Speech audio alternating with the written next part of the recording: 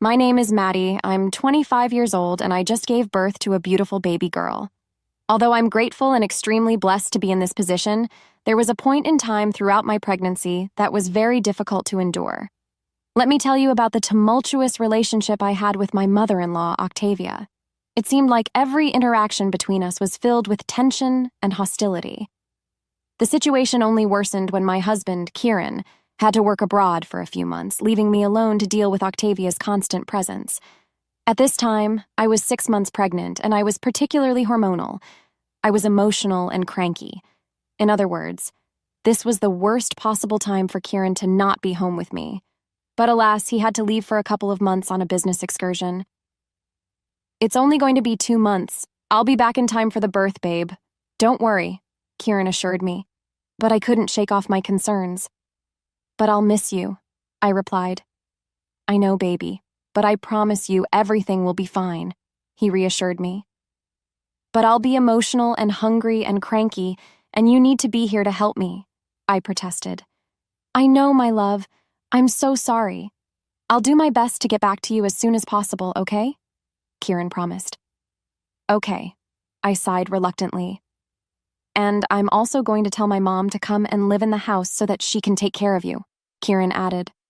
"What? Why?" I asked, puzzled. "Well, because I want to make sure you're okay," he explained. "But why didn't you ask Stacy Dooley or any of my other friends to stay over instead?" I questioned. "Because none of them have had kids yet. I asked my mom to come over because she's been down this road before many times. She'll be able to put you at ease," Kieran reasoned. "Fine, whatever. But you know I won't like it. That lady hates me," I grumbled. "She doesn't hate you. You just don't see eye to eye on many things. And you think it's a good idea to leave me in her care?" I retorted. "I know she's going to take good care of you, babe, because she cares about you. Even if you don't agree with each other, even though you might not like each other. She certainly loves you," Kieran assured me. "Fine, okay, whatever. Just hurry up and come home, okay?" I relented. "Yes, ma'am," Kieran replied. Not long afterward, Kieran left for the airport, leaving me behind with my mother-in-law, Octavia. As I mentioned previously, our relationship wasn't the greatest, but I trusted my husband's judgment, which turned out to be a big mistake that almost cost me and my baby's life. A couple of hours after Kieran left for the airport, Octavia arrived at my home. When she saw me, instead of greeting me or saying anything else, she said, "My goodness, you look like a whale." "Thanks, just the perks of being pregnant, I guess," I replied sarcastically. "Oh no, honey, absolutely not. This is not the way you should be looking," Octavia scolded me. "What do you mean? Being pregnant isn't an excuse to be fat," she added. I couldn't believe what I was hearing. When she said that, I had a looming feeling that her presence would cause nothing but chaos, and unfortunately, I was right. Being 6 months pregnant, I was naturally gaining weight as my body adjusted to nurturing a growing life inside me. However, Octavia simply couldn't comprehend this simple fact. I tried explaining it to her as she got inside the house and settled down, but she simply wasn't having any of that. "You kids and your lies nowadays. It seems like you think you have an answer to everything, but I'm telling you, this wouldn't be happening back in my day," Octavia ranted. "You mean to tell me that nobody back in your day wouldn't gain any pregnancy weight?" I countered. "Nope, and we'd all be working right after giving birth, too. No breaks. That isn't something to flaunt, Octavia. It sounds quite sad. I wish that you rested and got time to be with your babies in a proper way," I replied. "Nonsense. You don't need to do those things." Octavia dismissed my concerns. "Yes, you do. Studies show that spending time with your newborn leads to—" I started, but Octavia interrupted me, saying, "Oh, there you go again with your stupid stats and studies. Let me tell you something. These scientists don't know anything. They're lying to you." "Right. Anyways, I'm feeling a bit tired, so I'm gonna lie down," Octavia announced suddenly. "Darling, that's your problem right there. You need to be moving around if you want to lose that weight. It's not good for your body to just lay down all the time. You have to get up and get moving," she lectured me. "My doctor told me that." I tried to interject, but Octavia cut me off, saying, Your doctor doesn't know anything. Pardon? I'm just saying that perhaps he doesn't know what he's talking about. Well, she said that it's recommended for me to rest because I have a high-risk pregnancy, I explained. What's high risk? What does that mean? Octavia inquired. It means I'm susceptible to encountering problems in my pregnancy, I replied. Uh-huh. You see, the reason for this insurgence of women with complicated pregnancies is that you ladies don't move. You keep getting fatter and fatter, which causes complications, Octavia asserted. At this point, I began to drown her out with my thoughts. This was what I would do when she was going on one of her particularly long rants. It seemed like the more you argued with her, the more she wanted to fight back, and I didn't have the energy to deal with that, especially when I was a swollen, aching, emotional mess. Octavia had a small frame herself and hadn't gained much weight during her own pregnancy with Kieran, as well as the other pregnancies she had. But every woman is different, and our bodies respond uniquely to the miraculous process that is creating new life. But unfortunately, it appeared as though Octavia didn't get the memo. I knew that the next 2 months of her living with me were going to be hell, so I geared myself for the combat. Because I didn't want to cause any problems, I just needed her to help me out whenever possible. We didn't have to have such discussions if I could help her. A couple of weeks had gone by, and things were decent in the house.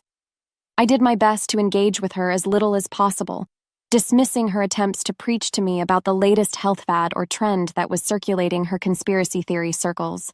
I just wanted to have a smooth 2 months to not stress the baby. But boy, oh boy, did she make it extremely difficult. As much as I would try and avoid her, she was adamant in ensuring that her random rambles were heard by me. And sometimes I had no choice but to listen. On the days when I was practically bedridden, or when I was too emotional to get up and about, she would come to my room, sit down on the bed where I was laying, and drone on and on and on about literally anything. I think she just enjoyed the sound of her own voice. It was one of those days where Octavia, having nothing better to do, would come and disturb me when I was trying to sleep. I was already feeling sick and cranky, and honestly, I just wanted to lay in bed like a little gremlin. I think we all deserve to have those days from time to time, pregnant or not. Well, Grandmother Octavia certainly wouldn't agree with me. On this particular day, I couldn't bear to stand her hour-long rants. I just needed to be alone. Octavia, please, I'm not feeling well today. I just need to rest, I pleaded. Resting all day won't do you any good, Maddie. You're being so unhealthy lying in bed like this. You need to get up and be active. I did some yoga exercises this morning, Octavia. It's a gentle form of exercise that's recommended during pregnancy. I need to listen to my body and take it easy. Yoga? That's not enough. I don't trust those things. You need to do more. Sweat it out and burn those calories. You're becoming a lazy, self-indulgent woman, Octavia insisted. Leave me alone, Octavia. I'm pregnant and I'm tired. I don't need your constant criticism and negativity, I snapped. When I said this, Octavia's face twisted into pure anger. She looked as if I had killed her entire family. Oh, listen to the fat, lazy woman whining. You're just using your pregnancy as an excuse to eat and be lazy. If you keep this up, your baby will be fat, greedy, and lazy just like you, Octavia spat out. I was so shocked. I couldn't believe that she said that to me. Imagine telling a woman in my state something so horrible as this. I began to stop wondering why she was always so cruel and menacing. How can you say such horrible things to me? I'm doing my best, and all I want is some support and understanding, I pleaded. Support? You don't deserve any support if you're going to let yourself become even more obese than you already are. You need my help, Maddie, whether you like it or not. Stop it, Octavia. Your words are hurtful and untrue. I don't need your help if it comes with insults and negativity. Just leave me alone, I cried out. You think crying will solve everything? You're just feeling sorry for yourself. If you don't change, you'll end up as a fat, miserable woman, and your child will suffer because of your laziness and lack of discipline. How can you say that? I'm trying my best, but your constant criticism is breaking me down. I don't want to hear any more of your hurtful words, I sobbed. Octavia's words escalated into a whirlwind of insults and cruelty. Instead of finding solace and understanding, I was bombarded with demeaning comments that attacked my self-esteem. What was worse, I couldn't even physically get up to leave the room if I wanted to. Octavia's relentless rambling about my weight and supposed laziness only fueled the fire of hatred and resentment that I had towards her. But on this particular day, I was left feeling even more defeated and vulnerable. I was worried for my baby. I didn't want to subject her to stress, especially with something so stupid as this. I began to severely miss Kieran. I longed for his support and acceptance during this transformative period of my life. But Octavia continued to belittle and degrade me, making me feel so terrible. After what felt like hours of Octavia berating me mercilessly, she left, and I was in shambles. I ended up crying myself to sleep that night. If you thought that scenario was bad, just wait until I tell you about what happened going forward. In the morning, Octavia greeted me by bringing me some breakfast to my room. Still upset from last night, I barely mumbled a thank you and began to eat. As I was eating, however, I saw that the bowl of oatmeal she gave me was quite small. The portions looked like she was feeding a toddler. I assumed that she gave me this bowl just to whet my appetite so I didn't complain then and there. But when a couple of hours had passed and she hadn't brought in any food, I concluded that she didn't want to bring me any more food. That was my only breakfast. Refusing to believe that she would be cruel enough to only feed me such a minute amount, I called her to my room. "Yes, dear? Where's the rest of the food? Oh, it isn't time for lunch yet? I know that. I'm still talking about breakfast. Oh, sweetie, you already had your breakfast. That was not breakfast, Octavia, and you know it. What are you doing?" "Well, I just took the liberty of reducing your portion sizes."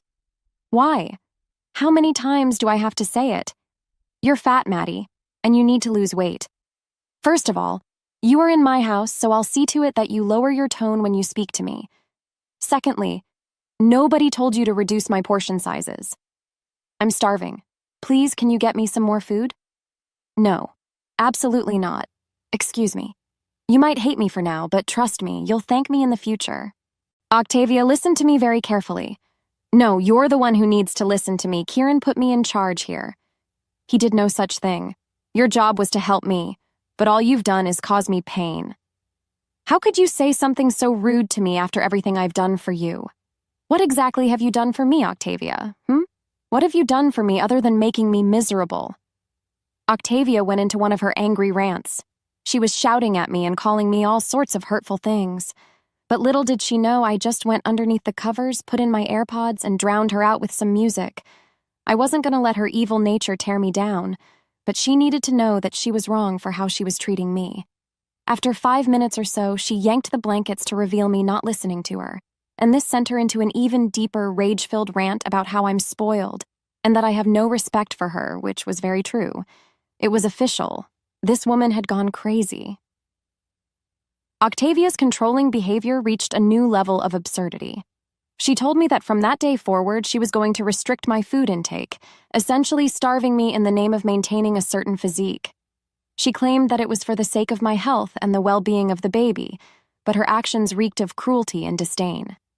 I was appalled and hurt by her blatant disregard for my physical and emotional needs during this vulnerable time, and I simply couldn't take it any longer.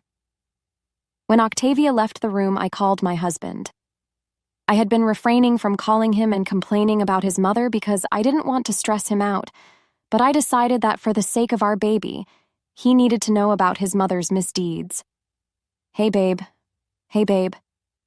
"Oh, my love. What's wrong? Are you watching those rom-coms again? I told you not to watch them if they make you cry this much." "No, babe. Unfortunately, it's not that." "What's wrong?" "It's your mother. I have to tell you what she's been doing. I just feel so unsupported, and I just miss you so much. I wish you were here because you're the only one who knows how to make me feel better." "Baby, I'm so sorry I left you with her. Damn, I regret everything. I'm coming home." "What? You heard me? I can't leave you alone with her, and I need to give her a piece of my mind." "Babe, you've only been there for about a month.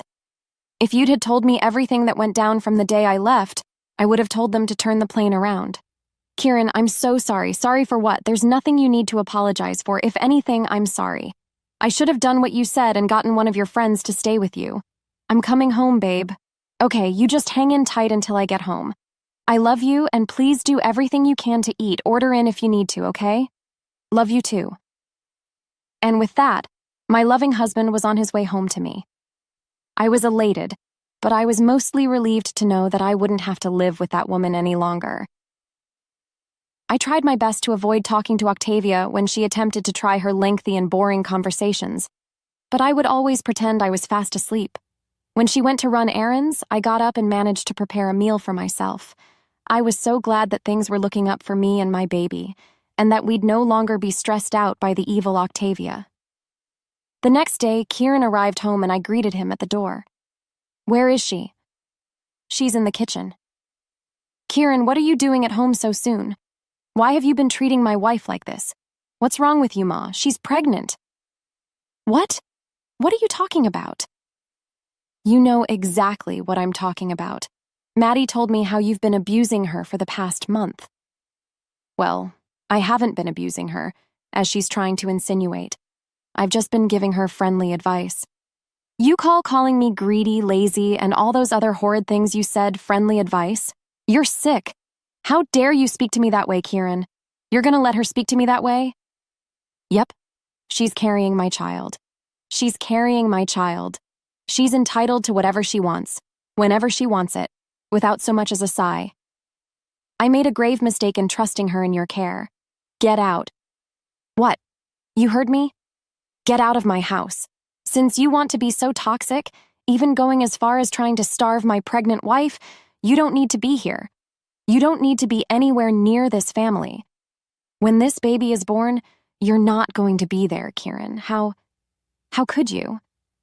But you don't mind being... I checked the security camera footage, Mom. You said some awful things, and for that, I can never forgive you.